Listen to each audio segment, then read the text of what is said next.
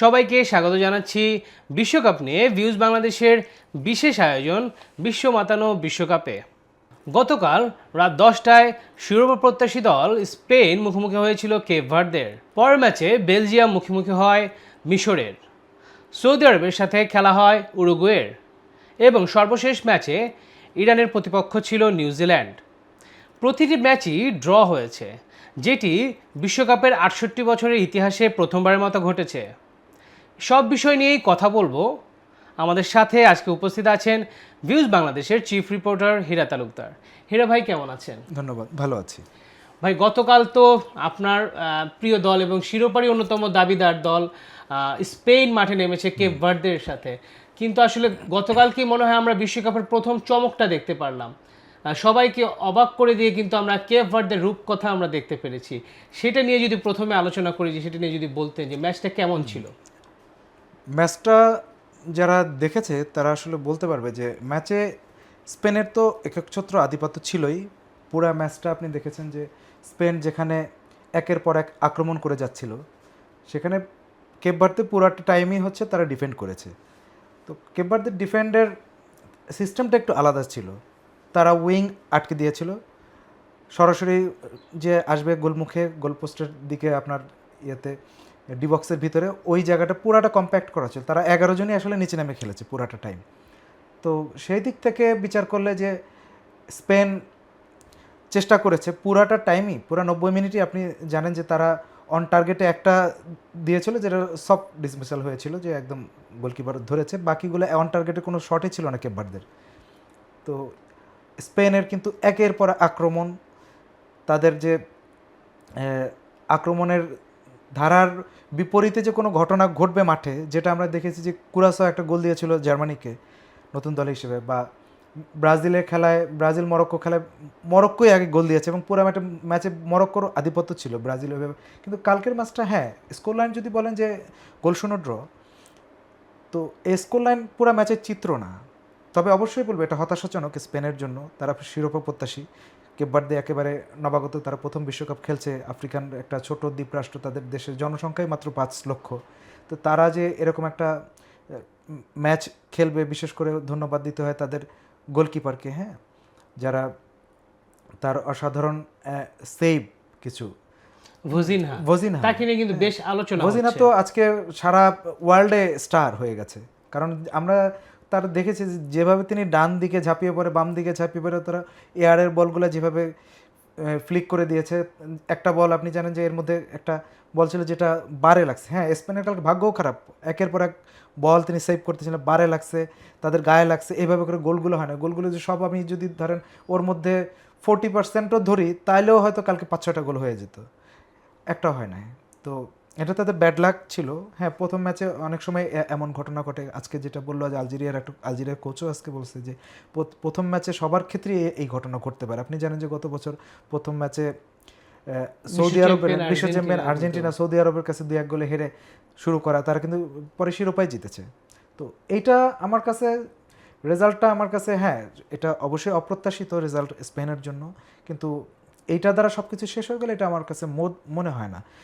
সামনে তাদের উরুগুয়ের ম্যাচ আছে, সৌদি আরবের ম্যাচ আছে। ওই ম্যাচে তারা যদি সঠিক কাজটা করতে পারে, বিশেষ করে ওয়ারজাবাল কালকে হতাশ করেছে। শেষ দিকে স্পেন তাদের সর্বশক্তি দিয়েছে, নিকো উইলিয়ামস নামলো, ইয়ামাল নামলো, সেকেন্ড হাফে ইয়ামাল নামলো, নিকো উইলিয়ামস নামলো। হ্যাঁ, তারপরে আপনার ওয়ারজাবাল তো ছিলই ওখানে, রদ্রিকে উঠিয়ে দিল তারা। একটা পর্যায়ে নিকো উইলিয়ামস আসলো, তারা মাঝমাঠটা দুর্বল করে অ্যাটাকিং এ যা আছে, যা দরকার। এবং কুকুরেলা আপনি দেখছেন যে একদম গতকালকে হয়তো 10-15 মিনিট পরেই দেখলাম, 20 মিনিট পরেই তারা কুকুরেলাকে সোজা টেনে উপরে নিয়ে গেল। একদম যে ডিফেন্ডার তাকে একদম উপরে নিয়ে লেফট সাইডে একদম লেফট উইঙ্গার বানাই দিল। তো ওই নিকো উইলিয়ামসের জায়গায় কুকুরেলা খেলো, যে এটা খুব অবাক বিষয় না যে একজন উইঙ্গারের জায়গায়, একজন আক্রমণাত্মক উইঙ্গারের জায়গায় একজন ডিফেন্ডার খেলতেছে। কুকুরেলা যদিও সে অ্যাটাকিং ডিফেন্ডার, কিন্তু তাকে তারপরে যে এরকম উইংয়ে কুকুরেলাকে, হ্যাঁ, সচরাচর দেখা যায় না। কালকে করেছে তারা, সর্বসাধ্য যে চেষ্টা করছে। ইয়ামালও নামলো, সবাই নামলো, ফুল সেট আপ তারা নামালো পরে, কিন্তু কাজের কাজটা তো হয় নাই, গোল তো হয় নাই। যদিও তারা গোল খায় না, এটা একটা ক্লিন শিট রেখেছে, এটা ব্রাজিল পারে না, জার্মানিও পারে না, কিন্তু তারা ক্লিন শিট রেখেছে, গোল খায় না, সেটা ভালো। তো তারপরেও আমি বলবো যে এই ম্যাচটা থেকে তাদের শেখার জন্য অনেক কিছু আছে। এই ম্যাচের পরে তাদের যে 2 ম্যাচ বাকি আছে ফার্স্ট রাউন্ডে, ওই 2 ম্যাচে তারা স্পেন যদি ঠিকঠাক কাজটা করতে পারে, তাহলে নিজেদের ম্যাচেদের ঘুরে দেয়, তাহলে আমার মনে হয় তাদের জন্য দ্বিতীয় রাউন্ডে বা গ্রুপ চ্যাম্পিয়ন হওয়ার সমস্যা নেই। কারণ হচ্ছে এটার মধ্যে আমাদের একটা সবারই যারা স্পেন সমর্থক তাদের মধ্যে একটা চিন্তা ছিল যে উরুগুয়ে যদি অনেক গোলে জিতে যায় আপনার সৌদি আরবের সাথে, তাহলে কিন্তু উরুগুয়েকে থামানো আর স্পেনের কন্ট্রোলের মধ্যে থাকবে না, যেহেতু স্পেন ড্র করে ফেলছে। যেহেতু উরুগুয়ে ড্র করে ফেলছে, এখন স্পেনের কিন্তু কন্ট্রোলের মধ্যে আছে। এখন যদি উরুগুয়ের সাথে ম্যাচ তারা জিতে, তাহলে উরুগুয়ের সাথে ড্র হলেও গ্রুপ চ্যাম্পিয়ন হতে পারে স্পেন, যদি সৌদি আরবের সাথে এভাবে জিতে। আমার মনে প্রবলেম হবে না। ভাই এইখানে আমি একটা যদি প্রশ্ন করি যে ফুটবল তো আসলে গোলের খেলা, তো এইখানে স্পেন কিন্তু কেপ ভার্দের মতো একটা দলের সাথে গোল শূন্য ড্রয় করলো। তো এই ক্ষেত্রে আবার অন্যদিকে আরেকটা ম্যাচে আমরা দেখলাম যে উরুগুয়ে আর সৌদি আরব দুজনই কিন্তু খুব হাড্ডাহাড্ডি লড়াই করেছে। তার মানে সৌদি আরবও কিন্তু এবারে আসলে ছেড়ে কথা বলবে না। তো এই যে স্পেন যে গোল করতে পারলো না, এইটা কি স্পেনকে পরবর্তীতে ভোগাবে কিনা? হ্যাঁ, এটা ঠিকই বলেছেন। এটা অনেক ক্ষেত্রে ভোগায়, কিন্তু অনেক ক্ষেত্রে এটা হয় না। কারণ হচ্ছে সবাই কিন্তু আপনি দেখেন যে আমরা এই গত বিশ্বকাপে দেখেছি যে আর্জেন্টিনা হারলো বা এরকম দুর্ঘটনা ঘটে। বা এবার আপনি দেখেন যে ব্রাজিল, মানে এই ম্যাচটা ব্রাজিল আর মরক্কোর ম্যাচে মরক্কো যেভাবে খেললো, তাদের হাই প্রেসিং ফুটবল এবং ব্রাজিলকে একেবারে নাস্তানাবুদ করে দিচ্ছে। যদিও স্কোর লাইন দেখাচ্ছে 1-1, কিন্তু মরক্কোই কিন্তু তুলনামূলক ভালো খেলেছে। ব্রাজিল ভালো খেলতে পারে না, তারা নিজেরাও স্বীকার করেছে। তো স্পেনের কালকের ম্যাচটা কিন্তু ওরকম ছিল না যে হাড্ডাহাড্ডি কোনো লড়াই ছিল। হ্যাঁ, মরক্কোর থেকে অবশ্যই তারা অনেক দুর্বল ছিল কেপ ভার্দে তুলনামূলক, কিন্তু কেপ ভার্দের যে একেবারে দুর্বল টিমটা না। আপনি জানেন যে কেপ ভার্দে বাছাই পর্বে আফ্রিকার কিন্তু ক্যামেরুনকে হারিয়ে কিন্তু গ্রুপ চ্যাম্পিয়ন হয়ে বিশ্বকাপে আসছে। তারা কিন্তু ক্যামেরুন বহুবারের বিশ্বকাপের খেলা একটা দল, এবং ক্যামেরুনে কিন্তু তাদের সেই স্টারও আছে। কিন্তু সেই ক্যামেরুনকে পেছনে ফেলে কেপ ভার্দে এখানে আসছে। কেপ ভার্দে আফ্রিকার বাছাই পর্ব খেলে আসছে। কুরাসাওয়ার কেপ ভার্দে কিন্তু এক নামে আগের অনুষ্ঠানে বলেছি। কেপ ভার্দে কিন্তু যারা মনে করে যে নতুন দল কুরাসাও কেপ ভার্দে, এটা কিন্তু বিষয়টা এরকম না। কুরাসাও আর কেপ ভার্দে খেলা হলে কুরাসাওকে কেপ ভার্দের সাথে পেরে উঠবে না কখনোই কুরাসাও। কেপ ভার্দে খুবই ভালো দল তাদের সঙ্গে, এবং তাদের পুরা শক্তিটাই তারা দিয়েছে আবার ডিফেন্সে, এবং পুরাটা টাইম আপনি দেখেছেন পুরো 90 মিনিটের মধ্যে আমি তো দেখেছি ধরেন 80 মিনিটে খালি আক্রমণই করেছে এই স্পেন। তো স্পেনের এই আক্রমণ তারা প্রতিহত করেছে, এটা তারা অবশ্যই সাধুবাদ পায়। তার মানে এইটা না যে স্পেন পরবর্তীতে গোল দিতে পারবে না কখনো বা করতে পারবে না। সৌদি আরব আজকে যেটা খেলছে স্বাভাবিক খেলা, কেপ ভার্দে খেলা স্বাভাবিক খেলা ছিল না, পুরাটা অস্বাভাবিক খেলা খেলেছে। এবং তারা অবশ্যই সেটা করে তাদের যে অর্জন করা দরকার ছিল, যে একজন সাবেক বিশ্ব চ্যাম্পিয়ন বর্তমানে ইউরো চ্যাম্পিয়ন, তাদেরকে রুখে দেওয়া, তাদের একটা পয়েন্ট নেওয়া এই বিশ্বকাপ থেকে। আমি জানি না সামনের ম্যাচে কী হয়, কেপ ভার্দে ভালো টিম, সামনের ম্যাচে ভালো করতে পারে, কিন্তু বিষয়টা তা না। বিষয়টা হচ্ছে তারা যে খেলেছে স্পেনের সাথে একটা অভাবনীয় খেলা খেলেছে এবং অস্বাভাবিক খেলা খেলেছে। পুরো সময়টাই তারা ডিফেন্ড করেছে, আক্রমণে চিন্তাও করে না কখনো। একবার উঠেছিল, সেটা ঘটনার মধ্যে 90 মিনিটে 2-1বার তো এরকম হয়ে যায় যে মাঝমাঠ পেরিয়ে আসে, এইটা তো হয়েছে, আর কিছুই না। অ্যানালিটিক্যাল দিক থেকে আপনার গুরুত্বপূর্ণ মতামত আমরা শুনলাম। এবারে যদি একজন স্পেন সমর্থক হিসেবে যদি বলেন যে এই গতকালকের এই ড্রটা, গোলশূন্য ড্রটা কি আপনাদের জন্য খুব হতাশাজনক ছিল? হ্যাঁ, ব্যক্তিগত ভার বললে এটা হারের সমান হতাশা, কিন্তু আর যদি টেকনিক্যাল বিষয়ে বলেন তাহলে আমার মনে হয় এটা খেলারই একটা অংশ। এবং ব্রাজিল এই যে স্পেন আমার মনে হয় সেকেন্ড ম্যাচেই এখান থেকে উতরে যাবে। এবং বিশ্বকাপের প্রথম ম্যাচে এই ঘটনা অহরহর ঘটে, প্রতিনিয়ত প্রায় প্রতিটা বিশ্বকাপে এই ঘটনা ঘটেছে যে প্রথম ম্যাচে এরকম হোঁচট খেয়েছে। তো স্পেন তো গোলও খায় নাই, হারেও নাই। হ্যাঁ, তো আমার মনে হয় এবারের ম্যাচগুলো কিন্তু আমরা দেখছি যে বেশ হাড্ডাহাড্ডি লড়াই হয়েছে। এই গ্রুপেরই অন্য দুটি দল উরুগুয়ে এবং সৌদি আরব, তাদের ম্যাচটাও কিন্তু বেশ প্রতিদ্বন্দ্বিতাপূর্ণ হয়েছে এবং ওই ম্যাচটাও কিন্তু ড্র হয়েছে 1-1 গোলে। এই ব্যাপার এবার যদি ওই ম্যাচটা নিয়ে যদি আমরা আলোচনা করি, আমরা ওইটাও ধারণা করতে পারি না। যেটা আপনি বললেন যে সবার তো একটা প্রেডিকশন থাকে, চিন্তা থাকে, সেই চিন্তায় বললে যে উরুগুয়ে ম্যাচটা যেভাবে কন্ট্রোলে নেওয়ার কথা ছিল, পুরো ম্যাচ কিন্তু ওভাবে কন্ট্রোলে নিয়ে খেলতে পারে না যেভাবে ভেবেছিলাম আমরা যে উরুগুয়ে একটা সময় যে তারা 1-0 গোলে জিতবে বা এরকম কিছু। তো উরুগুয়ের এবং সৌদি আরব ম্যাচটা হাড্ডাহাড্ডি হয়েছিল, তো তাদের দুজনেই অ্যাটাকিং খেলা খেলেছে। আর এরা কিন্তু এশিয়ার দলগুলোই অ্যাটাকিং খেলা খেলে তুলনামূলকভাবে। হ্যাঁ, আফ্রিকান দল যেভাবে করে ডিফেন্ড করে, মানে সর্বসাধ্য দিয়ে ডিফেন্ড করে, যখন যখন কিছু করতে পারে না তখন ডিফেন্স করা শুরু করে সর্বসাধ্য দিয়ে। আর এশিয়ার দলগুলো কিন্তু এভাবে করে না, তাদের শক্তি সামর্থ্য কম থাকলেও তারা কিন্তু স্বাভাবিক খেলাটা খেলে, যেটা কেপ ভার্দে করেছে, বা গত বছর আপনি দেখেছেন স্পেনের সাথেই এই মরক্কো করেছিল, পুরাটা টাইম ডিফেন্ড করেছে। মরক্কো করেছিল গতবার ফ্রান্সের সঙ্গে, হ্যাঁ এই যে পর্তুগালের সঙ্গে। এই ঘটনাগুলো আফ্রিকান টিমগুলো করে, কিন্তু এশিয়ান টিমগুলো করে না। সৌদি আরব স্বাভাবিক খেলাই খেলবে মনে হয় পরবর্তী ম্যাচে। আর এই ম্যাচে তো যেটা তারাও স্বাভাবিক খেলা খেলে একটা পয়েন্ট নেই, তারা যদি ডিফেন্সিভ খেলা খেলতো তাহলে হয়তো পয়েন্টটা পেতো না। তো ভালো হয়েছে ম্যাচটা, দুই দলই ড্র করেছে। এই গ্রুপটা এখন এনিবডিজ গেম হয়ে গেছে। এর পরের ম্যাচে যদি আসি, যে বেলজিয়াম তারা তাদের সোনালী প্রজন্মকে পেছনে ফেলে এসেছে, তবে এইবারের বাছাই পর্বের ম্যাচগুলোতে তারা কিন্তু দুর্দান্ত ছিল। তারাও কিন্তু ড্র করেছে মিশরের সাথে। এই ম্যাচটা নিয়ে যদি একটু বলতেন। বেলজিয়াম মিশর খেলা খুবই হাড্ডাহাড্ডি লড়াই হয়েছে, কারণ খেলার মধ্যে প্রথম 10 মিনিট হচ্ছে বেলজিয়াম তাদের আধিপত্য দেখিয়েছে, তারপরে মিশর শুরু করলো কাউন্টার অ্যাটাক ভিত্তিক খেলা খেলেছে এবং মাঝমাঠ এক প্রকার দখলেই নিয়ে গেছে। তার রেজাল্টও তারা পেয়েছে, 1-0 গোলে এগিয়ে গেছে। তো শেষের দিকে এসে ফার্স্ট হাফের বেলজিয়াম একাধিক আক্রমণ করেছে, কিন্তু আসলে কাজের কাজটা হয় না, তারা গোল দিতে পারে না। এবং দারুণ ডিফেন্স আমি দেখেছি, যে আমি যেটা বললাম যে আফ্রিকান টিমগুলোর যেটা হয় শক্ত ডিফেন্স, এটা মিশরও কালকে দেখালো যে তাদের শক্ত ডিফেন্স। বেলজিয়ামের ডি ব্রুইনার নেতৃত্বে মাঝমাঠ থেকে আক্রমণগুলো পারে নাই ওভাবে গোল শোধ করতে। সেকেন্ড হাফে দেখলাম যে বেলজিয়াম সেই আক্রমণের ধারা অব্যাহত রেখেছে, একের পর এক আক্রমণ করেছে। মিশর তখন ফুল ডিফেন্সিভ হয়ে গেছে। তারা কিন্তু ডিফেন্স কালকে দারুণ খেলেছে, দুর্দান্ত খেলে তারা ক্লিন শিট রাখার চেষ্টা করেছে, কিন্তু একটা পর্যায়ে গিয়ে আর হয় নাই। এবং এরপরে তো আপনার বদলি হিসাবে লুকাকু যখন নামার পরেই চিত্র একদম চেঞ্জ হয়ে গেল, একের পর এক আক্রমণ। এবং মাঝমাঠ থেকে ডি ব্রুইনা যে বলগুলো সাপ্লাই দিচ্ছিলেন, এবং এখানে লুকাকু একটা ট্রাস্ট সৃষ্টি করেছে একদম তাদের মিশরের ডিবক্সের মধ্যে, সেটার ফলও তারা পেয়েছে, গোল তারা শোধ করেছে। তারপরেও চেষ্টা করেছে এগিয়ে যাওয়ার জন্য, তাদের ওই ডিফেন্সের কারণে, মিশরের ডিফেন্সের কারণে সেটা হয় না। তো চমৎকার ম্যাচ হয়েছে এটি।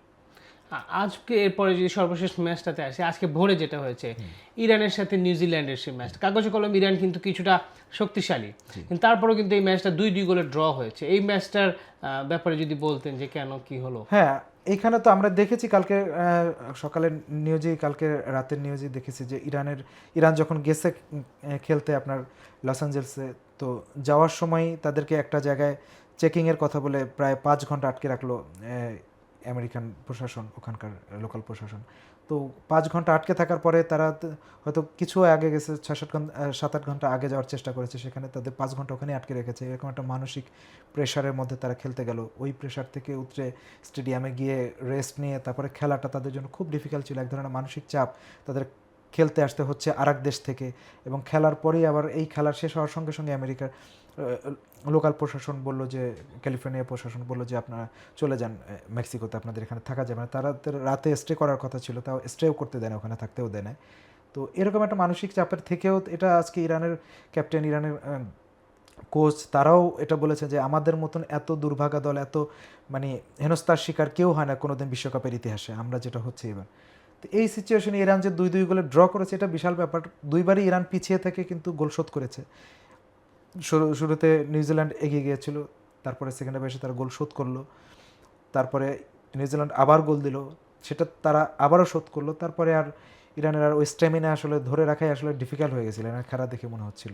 এটা তো আসলে ভাই, যেমন ওরা কিন্তু ম্যাচ শেষ হওয়ার পরেই ওরা আবার লিভ নিতে হয়েছে ইমিডিয়েটলি, একদম। তারপর ওরা আবার যে কোনো ম্যাচ শুরু হওয়ার আগে জাস্ট কিছুক্ষণ আগে তারা পৌঁছাতে পারে। তো এই কারণে কিন্তু তাদের কিন্তু রেস্ট হয় না। আমরা যেখানে আগে দেখেছি যে একটা স্টেট থেকে আরেকটা স্টেটে কোনো দল গেলেই সেক্ষেত্রে তাদের স্টামিনায় প্রভাব পড়ে, সেক্ষেত্রে ইরান কিন্তু আরেক দেশ থেকে আসছে, এটা কিন্তু তাদের খেলায় খুব বেশি প্রভাব ফেলছে। এটা তো হয়, মানে এটা তো আপনি দেখবেন আমরা যখন যেখানেই আমরা কাজ করি, আপনার কাজের ক্ষেত্রে সেই পরিবেশে যদি এরকম একটা সিচুয়েশন হয়, আপনার কাছ থেকে প্রপার কাজটা চলে আসবে না। ধরেন একজন ব্যাংকার বা একজন সচিবালয়ে চাকরি করে, অথবা একজন সাংবাদিক বলেন, যে আপনারা আমাদের কি হয়, আমাদের কর্ম পরিবেশটা যদি ভালো না থাকে, আমার কিন্তু ভেতর থেকে ভালো রেজাল্টটা আপনি পাবেন না। তো তারপরে এরকম একটা সিচুয়েশনে পড়ে তাদের তো হচ্ছে আরও তাদের একদম বৈশ্বিক রাজনীতির মধ্যে পড়ে যাওয়া লাগছে ইরান টিমকে।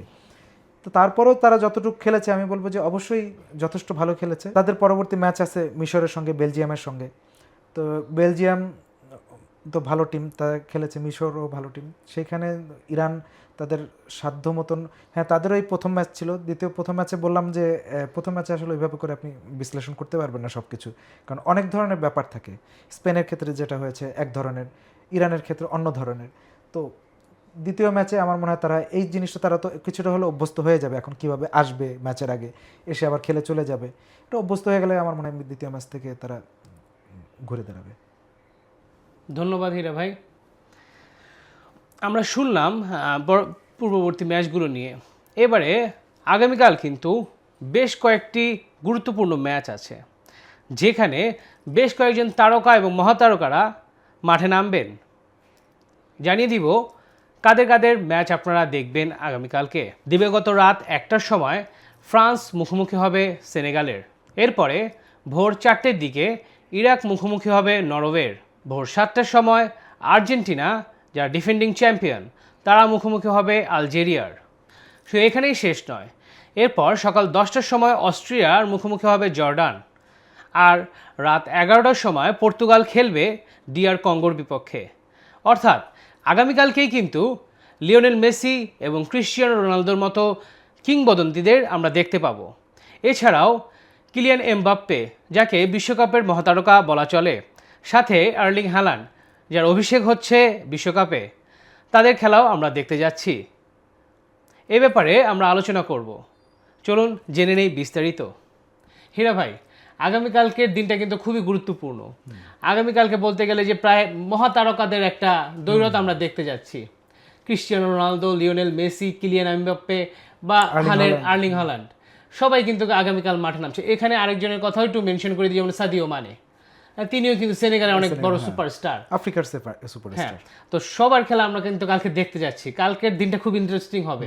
তো প্রথমেই যদি প্রথম ম্যাচটা নিয়ে আলোচনা করি, এমবাপ্পে আর মানে, হ্যাঁ কিলিয়ান এমবাপ্পে আর সাদিও ওইটা মানে। হচ্ছে যে আপনার যেটা বললাম এমবাপ্পে এবং মানে, Mbappe world class, world famous, সবারই প্রিয় খেলোয়াড় এমবাপ্পে। আর হচ্ছে সাদিও মানেও অনেকের প্রিয় এবং আফ্রিকার সে অন্যতম সেরা খেলোয়াড়। তো দুজনের মধ্যে লড়াইয়ে আশা করা যায় দুর্দান্ত ম্যাচ হবে। ফ্রান্সের জন্য ম্যাচটা মোটেও সহজ হবে না, কারণ হচ্ছে ফ্রান্সের যে রিসেন্ট যে পারফরমেন্স, এটা খুব বেশি একটা ভালো না। আফ্রিকার দলগুলোর সাথে ফ্রান্স, আপনি জানেন যে আইভরি কোস্টের সাথে তারা জাস্ট ওখান থেকে যাওয়ার সময়, মানে ফ্রান্স থেকে ইউএসএতে যাওয়ার সময় বিশ্বকাপ বলতে আগের দিন ম্যাচটা খেললো, একদিন আগে, সেই ম্যাচে কিন্তু ফ্রান্স হেরে গেছে আইভরি কোস্টের সঙ্গে। তো সেনেগালের যদি ভাই আমি একটু যোগ করি, এক্ষেত্রে সেনেগাল কিন্তু আফ্রিকান নেশনস কাপ বা আফকনেরই কিন্তু ওদের শিরোপা জয়ী দল, তো ওরা কিন্তু খুবই আত্মবিশ্বাসী থাকবে। আফ্রিকার যে কয়টা দল আছে এখানে, আপনি দেখেছেন যে প্রত্যেকটা দলই সুপার খেলছে এবার। তার মধ্যে তিউনিশিয়া হারলো শুধুমাত্র বড় ব্যবধানে সুইডেনের সাথে 5 গোলে। তো ওই ম্যাচটা বাদ দিয়ে, সেটার জন্য কিন্তু তিউনিশিয়া কিন্তু মোটেই খুশি না এবং প্রস্তুত না, যে কারণে এই বিশ্বকাপের মধ্যে তাদের কোচ কিন্তু চেঞ্জ করে দিয়েছে। কোচকে তারা চেঞ্জ করে কিন্তু তারা ওই যে গত বিশ্বকাপে সৌদি আরবকে জিতেছিল আর্জেন্টিনার বিপক্ষে, সেই কোচকে তারা হার্ভে রেনার্ড তারা নিয়োগ দিয়েছে, বজনিয়ার কোচ, বজনিয়া বাড়ি, তো ওনাকে নিয়োগ দিল। তো এটা একটা, আপনি জানেন যে এটা খুবই প্রতিক্রিয়া দেখালো, মানে তিউনিশিয়া, তারা এটার জন্য প্রস্তুত না। আফ্রিকার কোনো দলই প্রস্তুত না এবার অস্বাভাবিকভাবে হেরে যাওয়ার জন্য। তারা জিততে আসছে, আফ্রিকার প্রতিটা দল ভালো খেলছে এবার। সেই ক্ষেত্রে সেনেগাল হচ্ছে ভালো, যে কটা আমি বলবো যে আফ্রিকার দলগুলোর মধ্যে এবার সবচেয়ে ভালো করছে, তার মধ্যে মরক্কো, সেনেগাল, আলজেরিয়া, এরা কিন্তু আসলেই খুব ভালো টিম একটা।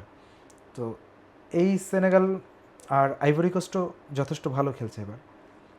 তো সেনেগালের মুখোমুখি হবে ফ্রান্স, চমৎকার একটি ম্যাচ হবে। ফ্রান্স নিঃসন্দেহে ফেভারিট এই ম্যাচের ক্ষেত্রে। তো ফ্রান্সের জন্য একটা কঠিন পরীক্ষা নেবে ফ্রান্সকে সেনেগাল, এটাই মনে হচ্ছে। ফ্রান্সের জয়ের সম্ভাবনা বেশি থাকলেও ফ্রান্সকে ছেড়ে কথা বলবে না সেনেগাল, এবং সেনেগাল যদি তাদের খেলাটা খেলতে পারে, ডিফেন্স যদি ওইভাবে করে, সেনেগালের জন্য আমি বলবো যে অবশ্যই সুযোগ আছে। এই ক্ষেত্রে মানে কল্পনা হচ্ছে যে উসমান ডেমবেলে এখনকার হালের সময় সেরা খেলোয়াড়, তারপরে আবার ওইখানে ডিজায়ার ডুয়ে আছে, তারপরে কিলিয়ান এমবাপ্পে আছেন, তারপর আরো অনেক খেলোয়াড়, মার্ক অলিসে তারা তো আসলে এটা হচ্ছে যে এটা কিন্তু কোচ দিদিয়ার দেশমের জন্য কি একটা মধুর সমস্যা হতে যাচ্ছে যে হ্যাঁ, কাকে ছেড়ে কাকে দেশম আসলে নামাবেন। এখানে তাদের সেরা একাদশ নামানোর ক্ষেত্রে আপনি জানেন যে এখানে যাওয়ার আগেই কয়েকজনকে বাদ দিল। হ্যাঁ, তার মধ্যে প্রধান হচ্ছে যে তাদের অন্যতম সেরা স্ট্রাইকার, হ্যাঁ, জিরুড, অলিভিয়ের জিরু। হ্যাঁ অলিভার জিরুড, তাকে কিন্তু রেখে আসছে দেশে। তো ফ্রান্সের এটা হয় যে এরকম একটা টিমে যেখানে বড় বড় প্লেয়ার যাকে অন্য দেশ প্রথম একাদশে রাখবে তারা স্কোয়াডেই রাখে নেয়। তো এটা ফ্রান্সের জন্য একটা মধুর সমস্যা হবে যে তাদের আসলে কাকে রেখে কাকে নামাবে, কিন্তু দিন শেষে তো খেলার ব্যাপার। তো তো খেলায় আসলে মাঠে যারা ভালো খেলবে সেই দলে জিতবে। যে ফ্রান্স এটার জন্য যে অপ্রতিরোধ্য এটা আমি বলবো না, অবশ্যই ফ্রান্সকে মাটিতে নেমেই তারপরে খেলতে হবে। ঠিক আছে, এবার যদি পরবর্তী ম্যাচেরটা আসি, যে ইরাক এর সাথে খেলা হবে নরওয়ে, হ্যাঁ, আর সেখানে বিশ্বকাপে অভিষেক হতে যাচ্ছে এখনকার সময়ের অন্যতম সেরা স্ট্রাইকার আর্লিং হালান্ডের। আর ইরাকও কিন্তু বেশ শক্তিশালী একটা দল, একদম ফেলে দেওয়ার মতো দল তারা নয়। তো এই ম্যাচটা কেমন হতে পারে বলে আপনার মনে হয়? ইরাক যে কোন মাপের দল সেটা তারা দেখালো তো আপনি লাস্ট ম্যাচে আপনার বিশ্বকাপ বাছাই পড়বেই। তারা কিন্তু বলিভিয়াকে হারিয়ে তারপরে এই জায়গায় এসছে, একটা ল্যাটিন আমেরিকা যারা সবসময় বিশ্বকাপ খেলে সেই দলকে হারিয়ে কিন্তু তারা প্লে অফে বিশ্বকাপ খেলতে আসছে, যোগ্যতা অর্জন করেছে। তো সেই ক্ষেত্রে বলবো যে ইরাকের জন্য এটা একটা সুবর্ণ সুযোগ। অবশ্যই তারা যদি কাজে লাগায়, ইরাকের আবহাওয়ার সাথে ক্যালিফোর্নিয়ার আবহাওয়ার অনেক মিল আছে, তো সেটা যদি তারা লাগাতে পারে তাহলে অবশ্যই কাজে লাগায় নরওয়ের সাথে ফাইট দেবে। আর যদি নরওয়ে তাদের আসল খেলাটা খেলে, যেটা তারা দেখেছেন যে ইউরোপিয়ান বাছাই পর্বে নরওয়ে যেভাবে খেলে আসলো দুর্দান্ত বেগে, তাদের গ্রুপে ইটালির মতন দল ছিল, তারা কোয়ালিফাই করতে পারে না, তারা নরওয়ে চ্যাম্পিয়ন হয়েই এখানে আসছে এবং সবচেয়ে গোল তারা দিয়েছে ইউরোপিয়ান বাছাই পর্বের ইতিহাসে, সবচেয়ে বেশি গোল তারা দিয়ে এখানে খেলতে আসছে। সেক্ষেত্রে নরওয়ের যদি ওই খেলাটা খেলে ইরাকের জন্য খুব চ্যালেঞ্জিং হবে। আর ইরাক চাইবে তাদের নতুন ইতিহাস গড়ার জন্য, নরওয়ের সাথে একটা ভালো রেজাল্ট করার জন্য। এখানে একটা গুরুত্বপূর্ণ বিষয় কিন্তু আমাদের লক্ষ্য রাখতে হবে, যে ওইখানকার যে আবহাওয়া, সেক্ষেত্রে আমরা কিন্তু দেখি যেমন ব্রাজিল আর মরক্কোর ম্যাচের কথা যদি বলি, ব্রাজিলের ক্যাসিমিরো আর ব্রুনো গুইমারেজ দুজন বিশ্বমানের মিডফিল্ডার, অপরদিকে মরক্কোর কিন্তু ছিল একজন 17-18 বছর বয়সী বদিয়া, সে একাই কিন্তু তাদের দুজনকে খুব বেশ ভালোভাবে ট্যাকেল দিয়েছে। তো এই ক্ষেত্রে থেকে আমরা যেটা জানতে পারি যে আবহাওয়ার কিন্তু এই ক্ষেত্রে একটা বড় ফ্যাক্টর। আর আফ্রিকান দলগুলোর যে খেলোয়াড়রা তারা কিন্তু এই ধরনের আবহাওয়ায় খেলে অভ্যস্ত, এই গরমে। তো আমরা যেটা দেখছিলাম যে ক্যাসেমিরো কিংবা ব্রুনো গুইমারেজ যারা যত সহজে হাঁপিয়ে যাচ্ছেন, অপরদিকে মরক্কো বা অন্যান্য আফ্রিকান দলগুলোর খেলোয়াড়রা কিন্তু এত সহজে হাঁপাচ্ছে না, তারা কিন্তু বেশ মানিয়ে নিয়ে খেলছে, মানিয়ে নিচ্ছে। এই কারণে আফ্রিকান দলগুলো কিন্তু ভালো করছে। হ্যাঁ, এটা হয় ওয়েদারের জন্য, তো এইটা ঘটে সবসময়। তো এই ওয়েদারটা এগুলো জয় করেই খেলতে হবে, কিন্তু এগুলো জয় করা আসলে ডিফিকাল্ট। এটা তো সবাই তো মানুষ আসলে। ওখানে তো যেই টেম্পারেচার আর্লিং হল্যান্ডার থাকে নরওয়েতে, সেখানে তারা ইউএসএতে এখন যে ওয়েদারে যেখানে সবসময় 30 ডিগ্রি উপরে থাকে তাপমাত্রা, সেখানে গিয়ে আর্লিং হল্যান্ডদের আসলেই এটা ডিফিকাল্ট। আপনি দেখেন যে আপনি এই পর্যন্ত এই যাবৎ কালকে প্রথম রাউন্ডের সবার একটা খেলা শেষ হয়ে যাবে পরশুদিনকে, তো এই পর্যন্ত ইউরোপিয়ান দলগুলোর রেজাল্ট কি?